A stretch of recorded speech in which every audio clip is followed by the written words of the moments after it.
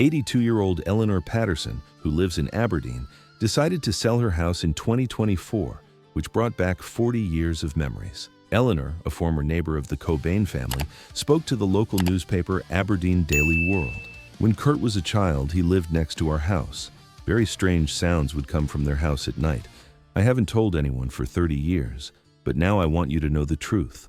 Eleanor's testimony reveals the unknown dark side of Kurt's childhood years, but what Mrs. Patterson reveals will show that the sounds she heard those nights were just the beginning. Eleanor Patterson was born in 1943, grew up in Aberdeen, and never lived anywhere else. When she and her husband Walter moved to their house on East 2nd Street in 1978, they didn't know who their neighbors would be.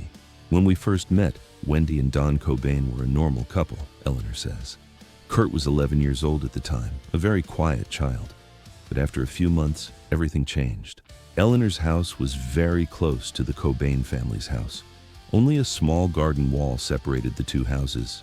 Thanks to this proximity, Eleanor could unconsciously follow her neighbors' daily lives. I started hearing the first strange sounds in the fall of 1979, Eleanor says. They were sounds coming from Kurt's room at midnight. At first I thought it was music, but it was very strange music. Eleanor remembers her nighttime routine from that period. I'm an early sleeper, but I would often wake up because Walter snored. When I went to the kitchen to drink water at 2 to 3 at night, I would hear those sounds. The sounds weren't just music. When Eleanor listened more carefully, she noticed that Kurt was talking alone. Kurt seemed to be arguing with someone, but there was no one else in the room.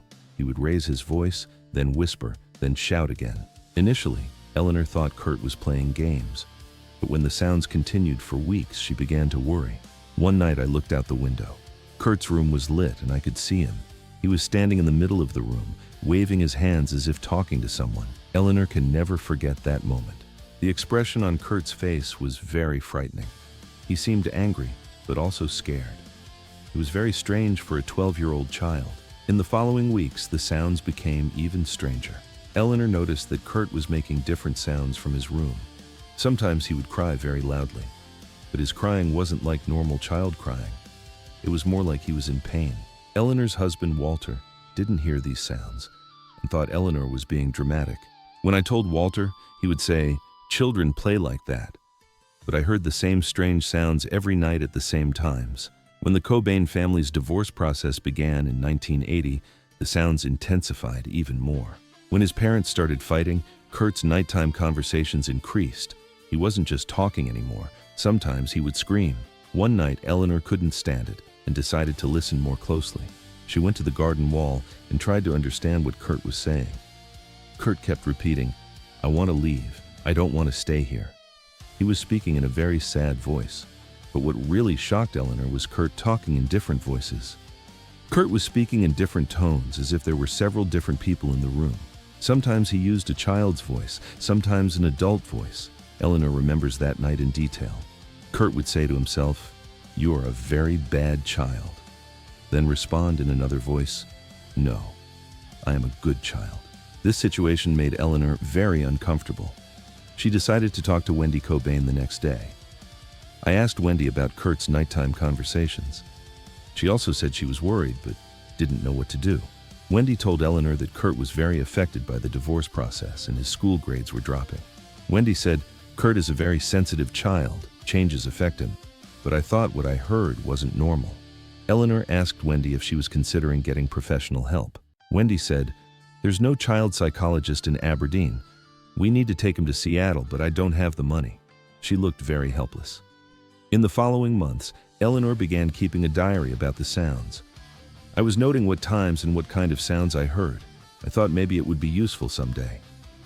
According to Eleanor's notes, Kurt's nighttime conversations showed a regular pattern, usually between 1 and 4 at night, sometimes music, sometimes talking, sometimes crying.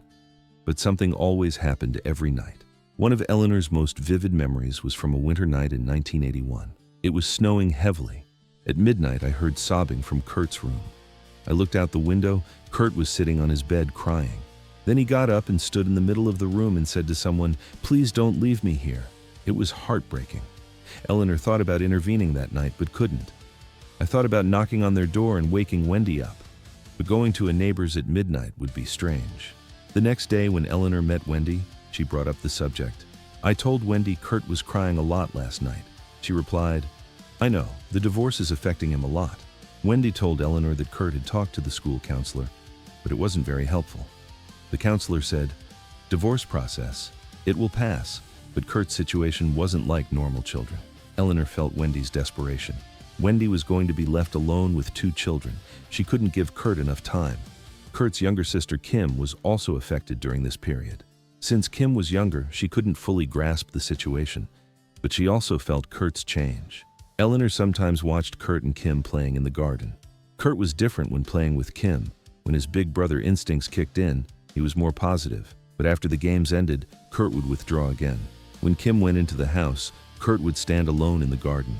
Sometimes he would wait motionless for hours. Eleanor's husband Walter would occasionally comment about Kurt. Walter would say, "There's something about this child." He wouldn't explain what he meant exactly. When the divorce was finalized in 1981, Kurt moved to his father's house. Eleanor thought she would be relieved when the sounds stopped, but she missed them a lot. Strangely, those sounds had become part of my nighttime routine. When they stopped, it felt like something was missing. When Kurt started living at Don's house, Eleanor saw them less frequently. Kurt would sometimes come to our street and stand in front of his old house. He looked very sad. One day, Eleanor decided to talk to Kurt. I asked Kurt, "How are you?" He said, "I'm fine, but I miss this place." There was very deep sadness in his voice. Kurt told Eleanor that he missed his old room and couldn't sleep in his new house. Kurt said, "I had friends in my old room. I used to tell them many things." I asked, "Which friends?" Kurt's answer surprised Eleanor. "My invisible friends. They understood me." After that conversation, Eleanor thought she better understood Kurt's nighttime sounds. Kurt had created imaginary friends so he wouldn't be alone. Those sounds were his conversations with these friends. After Kurt moved completely to Don's house in 1982, Eleanor missed him a lot. Strangely, those strange sounds had become part of my life. The house had become very quiet. In the following years, Eleanor watched Kurt grow up. When he started music in high school, she was very happy. When Kurt discovered music, it was like he found himself. But that sad expression never disappeared. When she heard that Kurt formed his first band, Fecal Matter, in 1987, Eleanor was proud. It was nice that the neighbor child became a musician, but I still remembered that little lonely child. Nirvana becoming famous was a big shock for Eleanor. Seeing Kurt on MTV was surreal. Our neighbor child had become a world star, but when Eleanor heard Kurt's lyrics, she remembered the old days. The pain and loneliness in his lyrics were the same as the emotions in those nighttime conversations. When she heard about Kurt's death in 1994, Eleanor was devastated. It was like I had lost my own child. I had known his pain since he was that little child. Eleanor wanted to speak at the funeral but didn't have the courage. I wanted to tell what I heard those nights, but I thought no one would believe me. For the following 30 years, Eleanor didn't share her memories about Kurt with anyone. No one knew these stories except Walter. After Walter died in 2019, I was completely alone. The decision to sell the house in 2024 changed Eleanor's perspective. This house has been my home for 46 years. Before leaving here, I must share what I know about Kurt. Eleanor's neighbors were surprised when they heard her memories about Kurt. No one knew that Eleanor knew Kurt so closely. Neighbor Janet Wilson shared her own memories when she heard Eleanor's story. I was also a child at that time, but I remember Kurt being very different. Eleanor told Janet about those days in more detail. Kurt would pass by our house when going to school. Sometimes he would stop and wave so I could see him from my window. Kurt would smile at me, but there was always sadness in his eyes. It was obvious that he was suffering very deep pain at a very early age. Eleanor also remembers Kurt's after-school routines. When he came home from school, he would go straight to his room. He wouldn't make a sound for hours, but when night came, those strange conversations would start. It was like he was emptying everything he had accumulated during the day at night. Aberdeen Historical Society wanted to interview Eleanor, an important part of the town's history. Eleanor's memories are valuable. Society President Dr. Michael Roberts emphasizes the importance of Eleanor's testimony. First-hand testimony about Kurt's childhood years is very rare. Eleanor's observations help us understand Kurt's psychology. Eleanor thinks about modern mental health awareness. Child psychology wasn't as developed in the 1980s as it is now. Kurt's symptoms would be better recognized today.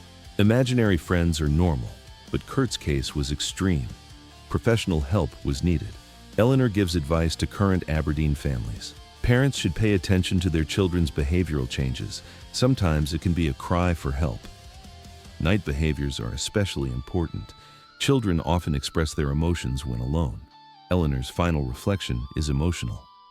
Kurt was a beautiful soul, but troubled. Those nighttime conversations were the foundation of his future music.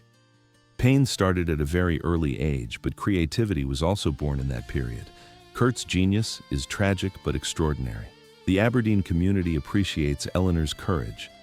Speaking up after 30 years of silence is brave. Kurt's memory is being honored. Eleanor's house sale is planned for spring 2024. The new owners will know about the Kurt connection.